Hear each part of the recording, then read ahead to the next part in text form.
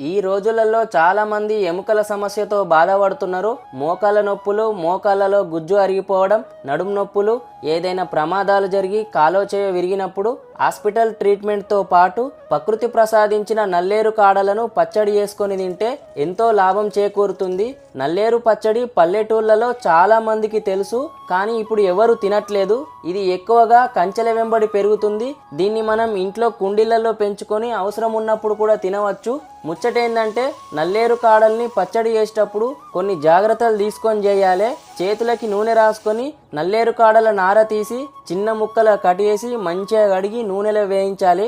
వీటికి తోడుగా పల్లీలు, నువ్వులు, మినపప్పు, జీలకర్ర వేయించి కొంచెం చింతపండు కలిపి దంచుకొని చివరగా తాలింపు వేసుకొని తింటే మస్తు రుచి ఉంటుంది. రుచికి రుచి, ఆరోగ్యానికి ఆరోగ్యం, బొక్కలకు బలం, మోకాళ్ళ నొప్పులు మటుమాయం. మంచి పల్లెటూరి ఆరోగ్య చిట్కాల కోసం ఫాలో